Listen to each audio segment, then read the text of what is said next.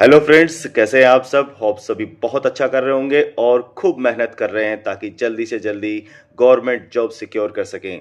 Friends, if you are a post graduate and looking for a great job, then this video is for you. RPSC ने जारी की है assistant professor की नियुक्ति के लिए नोटिफिकेशन। दोस्तों, बिल्कुल सही है और ये बहुत बड़ी वैकेंसी आई है असिस्टेंट प्रोफेसर में। जनरली ऐसी वैकेंसी देखने के लिए नहीं मिलती है। तो फ्रेंड्स, बिना किसी देरी के नोटिफिकेशन को पूरा डिकोड करेंगे। वीडियो में अंत तक मेरे साथ बने रहिए।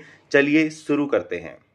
जी हाँ साथियों, राजस्थान लोक सेवा आयोग अजमेर ने नोटिफिकेशन जारी किया है असिस्टेंट प्रोफेसर की नियुक्ति के लिए। टोटल वैकेंसी रखी गई है 575 और डिफरेंट डिफरेंट 30 सब्जेक्ट के लिए। फ्रेंड्स, ऐसी वैकेंसी जनरली बहुत रेयर होती है, 3-4 साल लग जाते हैं कभी कभी ऐसा वैकेंसी आने में। ये मैं अपने एक्सपीरियंस से बता रहा हूँ। दोस्तों, रोजगार पत्रिका में आपका हार्दिक स्वागत है और आप चैनल पे नए हैं तो सब्सक्राइब कर लें ताकि आप ऐसे अच्छे और इम्पोर्टेंट नोटिफिकेशन को मिस ना करें। बिल्कुल डिस्कस करेंगे इसके बारे में। देखते हैं। आयोग ने कॉलेज शिक्षा के लिए मीन्स महाविद्यालय में आपको पढ़ाने के लिए ये 30 विषयों में ये वैकेंसी जारी करी है। टोटल पदों की संख्या है 575 और इसमें इंक्रीमेंट भी हो सकता है। और एक सबसे अच्छी बात है, आरपीएससी ने आपको एक छूट दी है इसमें कि आप डिफरेंट डिफरेंट सब्जेक्ट के लिए भी एक कैंडिडेट अप्लाई कर सकता है। बस उसके लिए ध्यान ये रखना है कि आपको सेपरेट सेपरेट एप्लीकेशन फॉर्म डालने होंगे। इसके बाद में इसके जो रेगुलेशंस है उसके बारे में लिखा है। अभी हम आते हैं कि इसके लिए क्या आपको एलिजिबिलिटी रहेगी, आपकी एजुकेशन क्वालिफिकेशन क्या होनी चाहिए। तो दोस्तों, मैं आपको बताना चाहूँगा कि आरपीएससी ने कहा है कि आपके पास पोस्ट ग्रेजुएट डिग्री होनी चाहिए या फिर आप उसके लास्ट ईयर में होने चाहिए। यदि आप लास्ट ईयर में हैं, अपियरिंग हैं, तो आप इसके लिए अप्लाई कर सकते हैं। इसके लिए आपको मेरे पास बहुत सारे कमेंट आते हैं कि सर हम लास्ट ईयर में हैं, क्या हम apply. Yes, you can apply. Just you need to give a provisional certificate issued from your university that you have done all the years previous years in all or your subjects are clear। और आप last year का marksheet लगा के इसमें आप apply कर सकते हैं। ध्यान रहे कि आपका आरपीएससी कहता है कि आपका इंटरव्यू से पहले मींस इंटरव्यू के पहले दिन आपकी जो एजुकेशन क्वालिफिकेशन रिक्वायर्ड थी वो कंप्लीट हो जानी चाहिए। इसके बाद में पे बैंड और ग्रेड पे की बात कर लेते हैं। दोस्तों, ये ए ग्रेड की जॉब है। इसमें आपकी जो पे लेवल है वो 10 रहेगी। इसके बाद में इसमें आयु सीमा age on 1 July 2025 minimum is 21 and maximum is 40।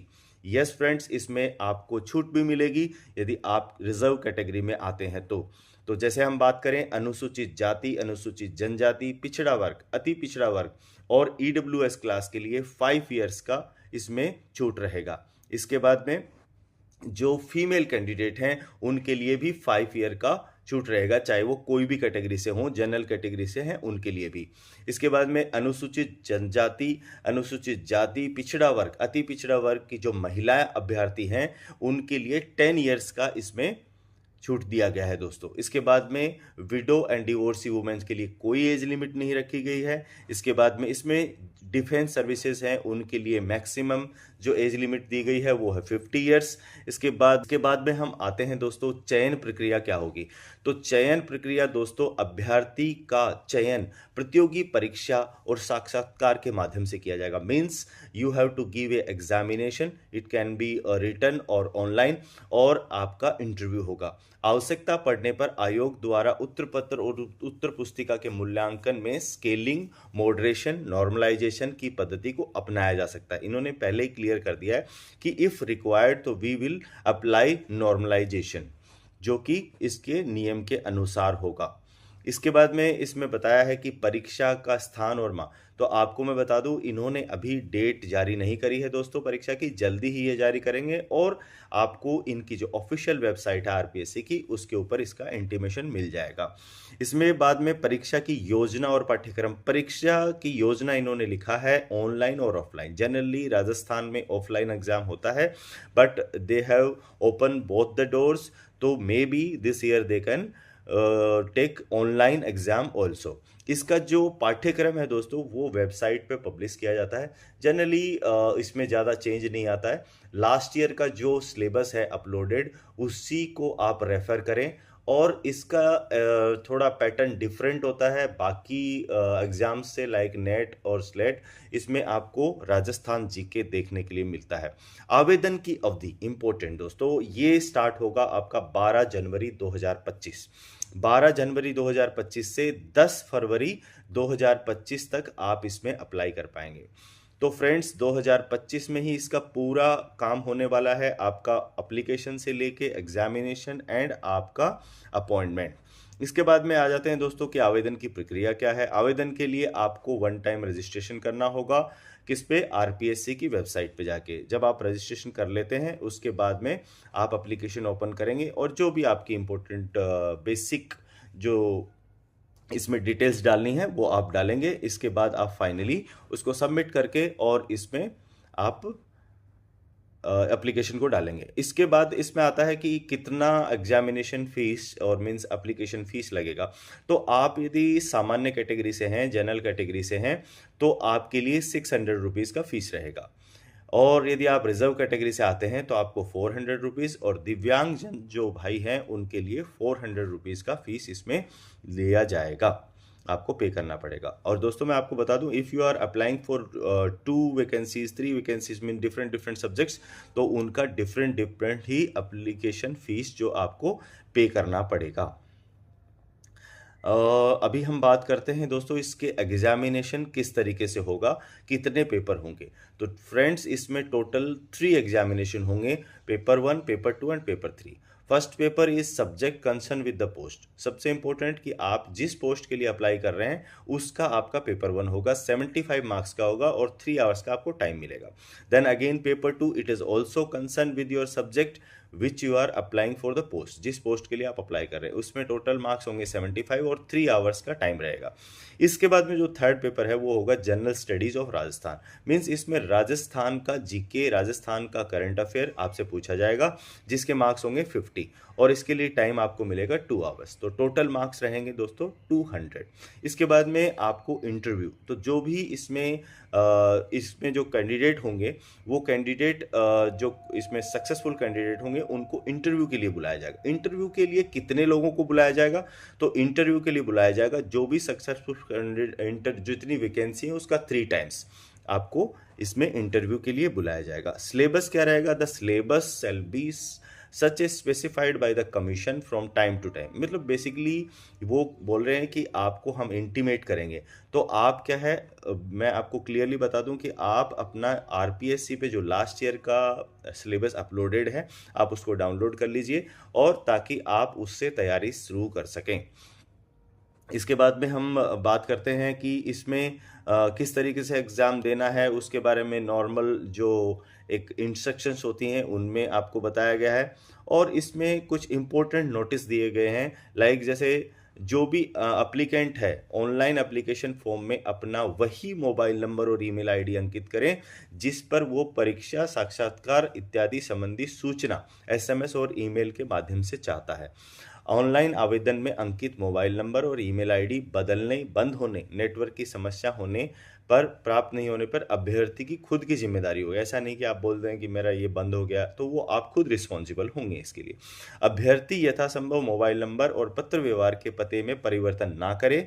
यदि परिवर्तन किया जाना आवश्यक है तो इसकी सूचना आयोग को शीघ्र से शीघ्र भेजें। तो ये बहुत इंपॉर्टेंट है। आवेदन, अपना ऑनलाइन आवेदन ध्यान से पढ़ें। मीन्स आप सबमिट करने से पहले जितनी इन्फॉर्मेशन है उन इन्फॉर्मेशन को ध्यान से देख लें ताकि बाद में इसमें आपको प्रॉब्लम ना आए।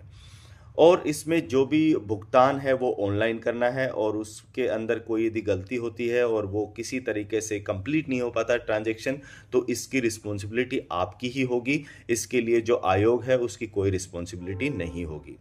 यदि आप आवेदक अपनी श्रेणी के निम्न श्रेणी में आवेदन करता है तो उसके अधिकारों का परित्याग, मीन्स आप यदि रिजर्व कैंडिडेट हैं और आप नॉर्मल कैटेगरी में अप्लाई कर रहे हैं तो ये आप अपना रिस्पॉन्सिबिलिटी है, इसमें आयोग का कोई लेना देना नहीं है। ऐसे नहीं कि बाद में आप अपना कैटेगरी चेंज करें, आप जो भी सर्टिफिकेट है वो प्रोवाइड करें, ऐसा नहीं होगा। तो ये काफ़ी क्लियर कट इसमें इन्होंने बताया है, और बिल्कुल होना भी चाहिए कि इस तरीके से आपको जब पहले से बता दिया जाता है तो आप, इसीलिए ज़रूरी है, मैं ये हर एक पॉइंट को पढ़ना इसीलिए ज़रूरी है ताकि आप किसी तरह के बाद में डिलेमा में ना फंसो और आप पूरा तरीके से तैयारी करें और बाद में इस तरीके की कोई इश्यूज़ नहीं आने चाहिए। एक और पॉइंट है दोस्तों, इम्पोर्टेंट वो आपको मैं बता देता हूँ। इसमें क्या है, ऑनलाइन आवेदन पत्र भरते समय त्रुटि सुधार संशोधन अवधि के पश्चात कोई अभ्यर्थी आकस्मिक रूप से दिव्यांग या विधवा हो जाता है तो उसे लिखित परीक्षा और अंतिम परिणाम के पूर्व परिवर्तन के लिए आवेदन करना होगा, जिसके लिए उसे विधवा हेतु आधार कार्ड प्रमाण, मतलब इसमें ये बोला गया है दोस्तों कि आपका दो कैटेगरी ऐसी हैं, रिजर्व कैटेगरी, जैसे एक हो गया दिव्यांगजन और दूसरा विडो कैटेगरी। इसमें इफ जब आपने अप्लाई किया तब आपका सब ठीक था और बाद में ऐसी प्रॉब्लम आई तो आपको इंटरव्यू से पहले यदि ऐसा होता है तो आपको उसके लिए कंसर्न जो सर्टिफिकेट की रिक्वायरमेंट है वो आप प्रोवाइड करेंगे तो आपको इसमें छूट दिया जाएगा, अदरवाइज इसके ऊपर आप खुद ही रिस्पॉन्सिबल होंगे। तो इस तरीके की ये आता है इसमें। और आगे हम बात करें कि प्रमाण पत्रों का सत्यापन, तो दूसरी चीज़ जो इम्पोर्टेंट है कि जो भी डॉक्यूमेंट आप इसमें अटैच करेंगे, अपलोड करेंगे, वो सभी आपके जो डॉक्यूमेंट हैं वो चेक किए जाएंगे।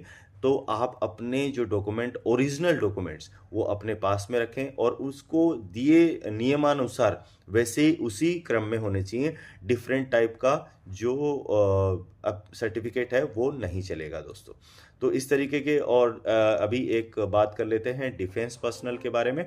तो डिफेंस पर्सनल जो हैं वो रिटायर हो जाने चाहिए जब तक उनका ये इंटरव्यू होता है। दूसरा, या फिर वो स्टिल सर्विंग हैं और रिटायर होने वाले हैं तो उनको एनओसी लेना चाहिए अपने ऑर्गेनाइजेशन से। वो एनओसी लेने के बाद ही इसका अप्लाई कर सकते हैं। तो एनओसी के बिना आपको इसमें जो भी छूट है वो नहीं दी जाएगी दोस्तों, या फिर आप बाद में इसमें अपॉइंट नहीं हो पाएंगे। आवेदन पत्र में गलत त्रुटिपूर्ण सूचना अपूर्ण आवेदन पत्र में नहीं भरने से, मतलब इसमें एक और बहुत सारी इसमें गाइडलाइन दी गई हैं, मतलब जो इन्फॉर्मेशन है उससे ज़्यादा गाइडलाइन है। तो गाइडलाइन में एक और बताता है कि आप किसी तरह का यदि गलत इन्फॉर्मेशन प्रोवाइड करते हैं तो सिंपली आपका एप्लीकेशन रिजेक्ट कर दिया जाएगा, इसमें कोई भी दूसरा डिसीजन नहीं लिया जाएगा। तो ये सब बातें हुई इसके बारे में। जैसा मैंने आपको स्टार्टिंग में बताया कि ये एक ऑनलाइन एग्ज़ाम है और इसमें ऑल ओवर इंडिया के लोग अप्लाई कर सकते हैं। हाँ फ्रेंड्स, इसमें ऑल ओवर इंडिया से अप्लाई कर सकते हैं, बट इम्पोर्टेंट चीज़ ये है कि यदि आप राजस्थान के अलावा दूसरे किसी स्टेट से हैं तो आपको इसमें जो रिजर्वेशन का कोटा है वो नहीं दिया जाएगा। तो आपको as a normal general student आपको इसमें अप्लाई करना होगा। और फ्रेंड्स, आशा करता हूँ कि सारी इन्फॉर्मेशन हमने देख ली है। स्टिल मैं आपसे रिक्वेस्ट करूँगा कि आप इसके नोटिफिकेशन को एक बार पूरा अच्छे से पढ़ लीजिए। कई बार आपके कंसर्न जो पॉइंट होता है वो छूट जाए तो आपके लिए बाद में उसमें प्रॉब्लम हो सकता है। ये साइंड है सचिव के द्वारा, रामनिवास मेहता, और ये एक ऑफिशियल नोटिफिकेशन है। दोस्तों, तैयारी में जुट जाइए, और बहुत कम मौके आते हैं ऐसे कि जब आपके लिए इतनी बड़ी वैकेंसी निकलती है, जो कि एक गवर्नमेंट बहुत ही रेपुटेड क्लास ए जॉब है असिस्टेंट प्रोफेसर के लिए, और इस you can go up to the dean of university from this recruitment. तो फ्रेंड्स, चलिए इसी के साथ में वीडियो का समापन करते हैं, और वीडियो पसंद आया है तो आप लाइक कीजिए, चैनल को सब्सक्राइब कीजिए और फ्रेंड्स के साथ शेयर कीजिए। Thank you. जय हिंद।